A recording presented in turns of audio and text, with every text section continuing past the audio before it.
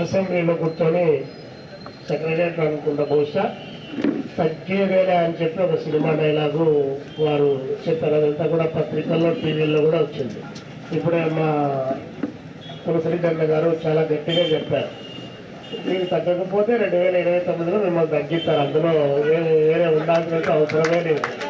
కాబట్టి ఊరికే మామూలుగా సినిమా డైలాగ్ చెప్పడానికి బాగుంటుంది. మేము అడుగుతా ఉన్నాం కమ్యూనిస్ట్ పార్టీ నుంచి, మీరు పవన్ కళ్యాణ్ గారు మీ కొడుకు యువజన పాదయాత్ర చేసుకుంటూ వచ్చే సందర్భంలో 107, 108 జీవోలు అన్నటువంటి ఏవైతే ఉన్నాయో అవి వైద్య విద్యను వ్యాపారం చేస్తూ ఉన్నారు, ప్రజల రోగాలతో డబ్బులు సొమ్ము చేసుకోవాలని ప్రయత్నం చేస్తూ ఉన్నారు. మేము అధికారంలోకి వచ్చిన వెంటనే ఆ జీవోలు రద్దు చేస్తామని చెప్పి మీరు ప్రకటించారా లేదా?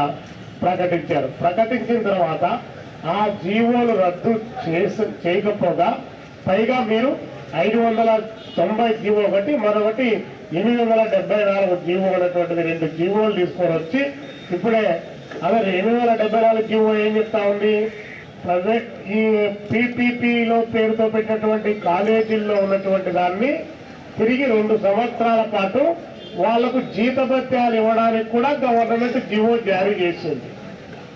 అంటే గవర్నమెంట్ ఎంత దారుణంగా ఉందంటే 33 సంవత్సరాలకు భూములు లీజుకి ఇచ్చి, కరెంట్ ఇచ్చి, నీళ్ళు ఇచ్చి, నిధులు ఇచ్చి, మొత్తం వాటికి కావాల్సినటువంటి ఇన్ఫ్రాస్ట్రక్చర్ అంతా డెవలప్ చేసి ఆ కాలేజీలు ఏమీ లేవు అని చెప్పి సత్యకుమార్ గారు ఓపెన్ ఛాలెంజ్ అని చెప్పి చెప్పారు.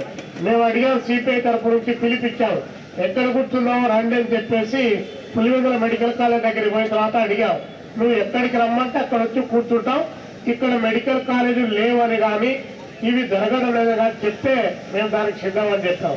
మళ్ళీ ఆయనే చెప్పాడు, ఆ మెడికల్ కాలేజీ పైన ఎవరైనా ముందుకు పోతే రేపు పొద్దున జైలుకు పోవాల్సి ఉంటారని చెప్పాడు.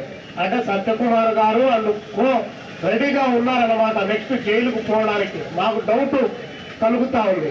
కాబట్టి ఈరోజు మెడికల్ కాలేజీలు 17 మెడికల్ కాలేజీల్లో ఈరోజు వచ్చినటువంటివి మేము సిపిఐగా మొత్తం అన్ని కూడా వైసీపీ వాళ్ళు తెచ్చినటువంటి జీవో నెంబర్ 107, 108 అనేటువంటిది 48.7% సీట్లు అమ్మకానికి పెట్టినటువంటి ఆ జీవోలు కంప్లీట్ గా రద్దు కావాలి.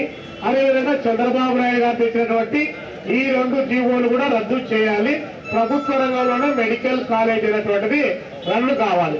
ప్రభుత్వ రంగంలో మెడికల్ కాలేజీలు రన్ను కాకపోతే రేపు పొద్దున ప్రజారోగ్యం పైనే కాదు, రాజ్యాంగం పైన కూడా దాని ప్రభావం పడుతుంది.